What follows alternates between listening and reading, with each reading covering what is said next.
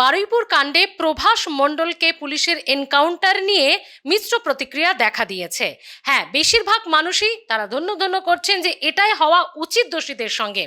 আর এক শ্রেণীর কিছু মানুষ বা বিরোধীরা বলছেন যে ওই লোকটি অভিযুক্ত, সে তো সবটা জানাচ্ছিল, তাকে আরও কিছুদিন তদন্তের আওতায় রাখলে হয়তো ভালো হতো। কিন্তু এই এনকাউন্টার ঠিক কিভাবে হলো, কি হলো, সবটা নিয়ম মেনে হলো কিনা, প্রাক্তন পুলিশ কর্তা অনিল জানা আমাদের সঙ্গে রয়েছেন। আমরা পুরোটা তার কাছ থেকে বুঝে নেব। স্যার, স্বাগত বেঙ্গল ভয়েসে। স্যার, বারুইপুরের এনকাউন্টার নিয়ে, প্রভাস মণ্ডলকে এনকাউন্টার নিয়ে রাজ্যের 99% মানুষ বলা যায় যে তারা একেবারে ধন্য ধন্য করছেন, যে অপরাধীদের সাথে এটাই হওয়া উচিত। কিন্তু বিরোধীরা এবং কিছু মানুষ বলছেন যে পদ্ধতিটা কি সঠিক হলো? আপনার চোখে, আপনি দীর্ঘদিন পুলিশে ছিলেন, কর্মজীবন কাটিয়েছেন, প্রাক্তন পুলিশ কর্তা হিসেবে কিভাবে দেখছেন? দেখো, একটা জিনিস কি জানো তো, যার মাথা ফাটে সে চুন খোঁজে। A free fish cannot understand what is happening to hooked one. যার পরিবারের একটা মেয়ে এইভাবে অত্যাচারিতা হয়ে মারা যায়, কিশোরী মেয়ে বা বয়স্কা মেয়েই বলো, আরজি করে যে মেয়েটি,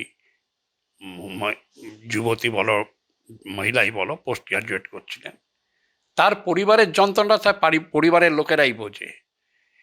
এর আগে দেখবে বছর 2-3 আগে হরিয়ানাতে একটা এরকম হয়েছিল, দুটি ছেলে একটি মেয়ের উপর অত্যাচার করে, মেয়েটি মারা যায়। ওরা ওইখানে নিয়ে গিয়ে এনকাউন্টার করে দিয়েছিল। ওখানকার লোকেরা পুলিশকে মিষ্টি খাইয়েছে, ফুলের মালা পরিয়েছে। এখন এইখানে যেটা হয়েছে, যেটা এনকাউন্টারটা করেছে পুলিশ, এখন দেখো, অভিযোগ যখন হয়েছে মেনে নিয়েছে পুলিশ, তো শিওর হয়েছে যে এই লোকটা অভিযুক্ত।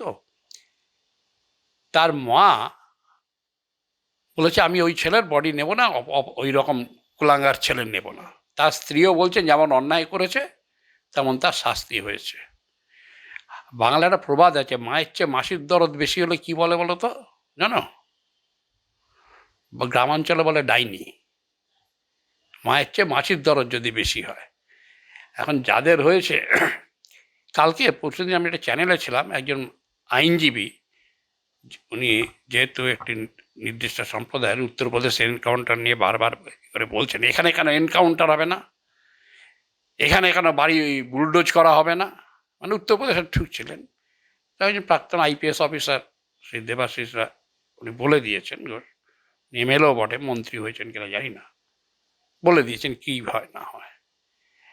এখন এখানে আমাদের অপরাধটা হচ্ছে, মানে বিক্ষোভটা হয় কি জানো তো, ধর্ম দেখে, অভিযুক্তকে আর ভিকটিমকে সেই দেখে। এই আজকে যারা সেদিনকে আন্দোলন করেছেন, ট্রাম লাইন উপড়ে দিয়েছেন, পুলিশের গাড়ি ভেঙেছেন, আন্দোলন করেছেন, তারা কিন্তু যারা নেতৃত্ব দিচ্ছেন এইসবে, তাদের অনেকে বাহবা দিয়েছেন। কিন্তু বেশি না, 1 বছর আগে জয়নগরে এরকম একটা ঘটনা ঘটেছিল।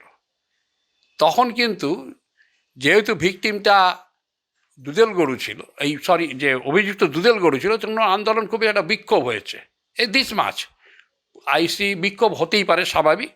আইসি তখন জয়নগর ভালোভাবে ফেস করেছেন, অভিযুক্তকে ধরেছেন, তার ফাঁসি হয়েছে জুডিশিয়ালি। এখন এনারাই যারা আন্দোলন করেছেন, উমুক করেছেন, বিক্ষোভ দেখিয়েছিলেন, রেল লাইন উপড়ে ফেলেছেন, পুলিশের গাড়ি ভেঙেছেন, এরা কিন্তু হাঁসখালির সময় তারা কলকাতায় ছিলেন না, না পশ্চিমবাংলায় ছিলেন না, মঙ্গল গ্রহ থেকে এসছেন, তখন তো প্রতিবাদ করেননি।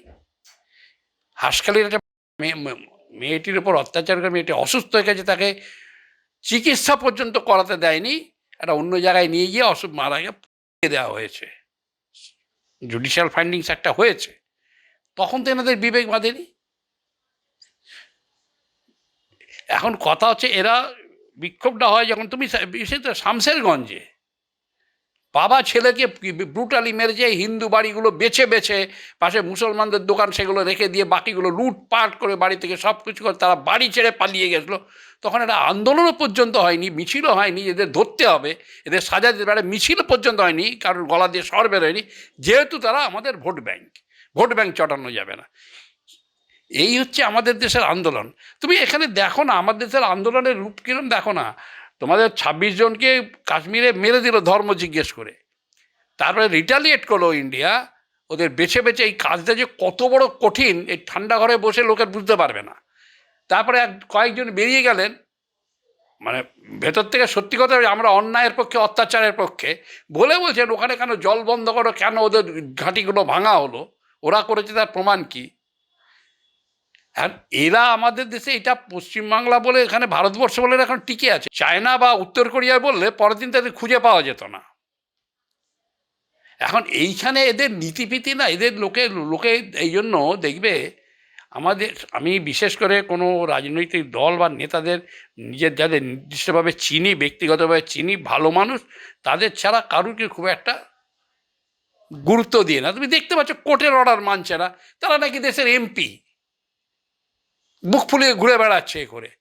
তো এদেরকে লোকে মানবে কেন? এরা এগুলো আন্দোলন যেগুলো হচ্ছে এগুলো, তাহলে এই এনকাউন্টারের বিরোধিতা করার কি কোনো জায়গা আছে লজিক্যালি, টেকনিক্যালি? বিরোধিতা করছেন এই জন্য, মমতা ব্যানার্জি ডেড বডি নিয়ে মানে আন্দোলন করা বা তার নিচে বেড়ানো, উনি এটা প্রিমিয়ার।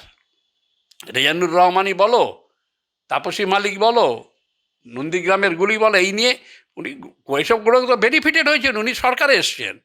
তারপরে যা করেছেন ওনার আমলে কি করেছেন, মানে ওনার আমলে, এর আগেও হয়েছিল, ওনার আমলে প্রতিটি ভিকটিমের চরিত্র নিয়ে নানান কথা বলেছে।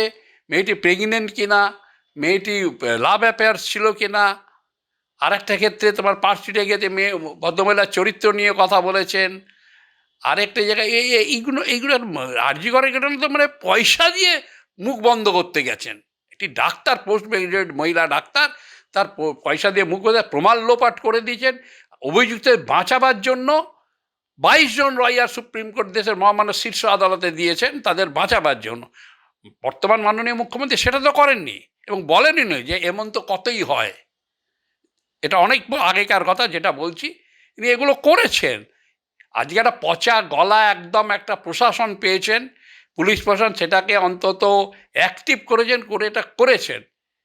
মানুষ তো এটা করেছেন, কীভাবে করেছেন, প্রসিডিওর মেনেই করেছেন, যে এক্সিকিউটিভ এনকোয়ারি হবে। রাইট অফ প্রাইভেট সেকশন 96 থেকে 106 আইপিসিতে বলা আছে। পুলিশকে এখন এগুলো এই যে কথাগুলো বলছেন, এইসব বলছেন যারা, তারা নিজেরা, ঈশ্বর না করুন তাদের পরিবার হলে তখন বুঝতে পারতেন, তখন এই কথা বলবেন। রাত্রি 12টার পর অনেকে বলছেন কোমরের নিচে গুলি, মানে এই দ্বন্দ্বগুলো আসছে কেন? এসব বাইরে যারা বলেন না, এরা তো ফেস করেননি। এরা যখন ফেস করবেন, যখন দেখবেন একটা মব ইট মারছে, পাথর মারছে, বোম মারছে, গুলি চালাচ্ছে, তখন ওই এই ধরনের কথা না আর বেরোবে না। তখন কাউন্টার এনকাউন্টার, তখন কাউন্টার গুলি করতে হয়। এবং তখন আমি ওয়েট করবো যতক্ষণ না আমার বুকে একটা লাগছে। এসব যারা বলেন, ঠান্ডা করে বসে বলেন আইন এরকম অনেক বলে দিয়েছেন, এইসব করবেন, এই করবেন। আমাদের কি আছে নাকি, স্যাটেলাইট ডিভাইস লাগানো আছে নাকি, ট্র্যাক করে গিয়ে ওইখানে মারবে, পায়ে লাগবে, ওখানে লাগবে, ওরা আমাকে বুকে মারবে? এরা ফেস করেননি তো। গণ্ডগোল যখন ফেস করবেন তখন ওরা বুঝতেন।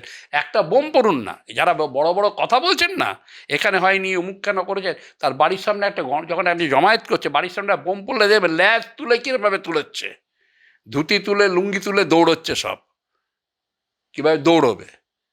তো বিরত তখন শেষ হয়ে যাবে। তাহলে কেন বেরোচ্ছেন, কেন প্রতিবাদ করুন। তখন যদি কেউ বলে আরে পালাচ্ছেন কেন, প্রতিবাদ করুন, না প্রতিবাদ করুন, নাগরিক, আপনি দেশের নাগরিক, প্রতিবাদ করুন অন্যায়, তখন ল্যাজ তুলে দৌড়বে। এইসব কথা ঠান্ডা করে বসে অনেক কিছু বলা যায়। যারা পুলিশ কখন এনকাউন্টার করে, বা এই কেসে আপনি ইনভেস্টিগেটর না হলেও আপনি পুরোটা তো বুঝতে পাচ্ছেন, তো কি মনে হচ্ছে আপনার? এখন দেখো একটা জিনিস, ওরা যেটা বলছে কি হচ্ছে সকলেই বুঝছে। এখন কথা হচ্ছে, আমি বারবার বলছি যে রিভলভারে গুলি নিয়ে বের করে পুলিশ যেটা করেছে, ওটা বলেছে আমাদের গুলি করেছে, রাইট অফ ডিফেন্সে মেরেছি, পরিষ্কার বলা আছে। রাইট অফ ডিফেন্স দেখতে হবে না, এইটা এখনও বলা নেই যে আমার খুব একটা গ্রেভ নয়, আমাকে মারছে না, আমাকে বোম মারছে, এগুলো হচ্ছে আমার গ্রেভ হয়নি, বুকে লাগেনি বা মাথাটা উড়ে যায়নি, তার জন্য ওয়েট করতে হবে নাকি? এগুলো হয়েছে যে এক্সিকিউটিভ এনকোয়ারি হবে, এক্সিকিউটিভ যা বেরোবে। আর যারা বলছেন এরা ভালো ছিল, কেন হয়নি, তো তারা বলতে পারতেন তো, পুলিশ আগে থানায় গিয়ে দরখাস্ত করে, যেমন চিফ মিনিস্টার গিয়ে, মাননীয় মুখ্যমন্ত্রী গিয়েছিলেন, এসপি আইজি গেছিলেন, ডিজি গেছিলেন, বলতে স্যার একে মারবেন না, এর আমার জামাই করব, একে মারবেন না, খুব ভালো ছেলে। তখন বলেননি কেন? বলতে পারতেন স্যার আমাদের জামাই হবে, আমাদের বিয়ে হবে, মেয়ে নাচ বা নাচ জামাই হবে, একে মারবেন না, আমার বলতে পারতেন। পরের গেছে তো, সেই জন্য এইসব কথা। নিজের বাড়ির হলে তখন বুঝতেন, ঈশ্বর না করুন, যার বাড়ির হয় সে বোঝে যন্ত্রণাটা কি হয়। তো পশ্চিমবঙ্গে কি তাহলে ইউপি মডেল হলো?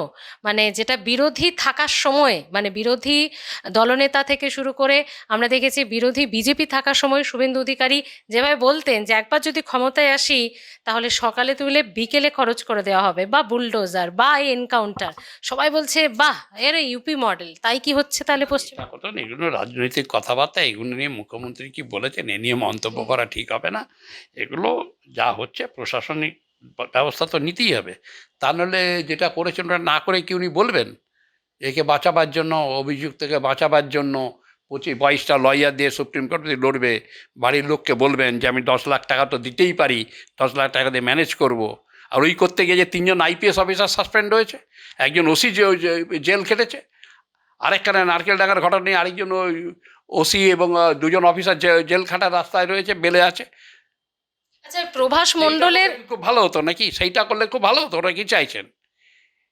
এর আগেও তো আইসি একজন গঙ্গাধর ভট্টাচার্য মারা গেছেন, তিলজলা থালা তখন আমাদের এখানে ছিল না, কি করে মারা গেছেন? আচ্ছা স্যার, প্রভাস মণ্ডলের এনকাউন্টারে তদন্তে কি কোনো রকম প্রভাব পড়বে? আরও একজন গ্রেফতার হয়েছে, এখনো পর্যন্ত 4জন গ্রেফতার, একজন এনকাউন্টার। তো সব মিলিয়ে তার এই এনকাউন্টার তদন্তকে এগোবে নাকি তদন্ত ধাক্কা খাবে? তদন্তে কিছু ধাক্কা খাবে না, পুলিশ যা জানা জেনে নিয়েছে, পুলিশ টেস্ট ফেস্ট যা করার করে নিয়েছে, নিয়ে এনকাউন্টার হয়ে গেছে, মিটে গেছে। বাকিগুলো যারা ছিল তাদের এভিডেন্স জোগাড় করে নেবে সবই। আজকে যারা আন্দোলনে তারা সাক্ষী দেন না, বেরিয়েছেন আমরা সাক্ষী দেবো, যেটা করা উচিত ছিল। এইসব ভাঙচুর না করে পুলিশের নামে বলে স্যার আমরা আছি, আমরা এগিয়ে আসছি, আমরা দেখেছি, সাক্ষী দেবো, সেটাকেও বলেছেন। সেটাই তো পজিটিভ কাজ ছিল। আমরা স্যার এই দেখেছি, আমরা এই দেখেছি, আমরা সাক্ষী দেবো।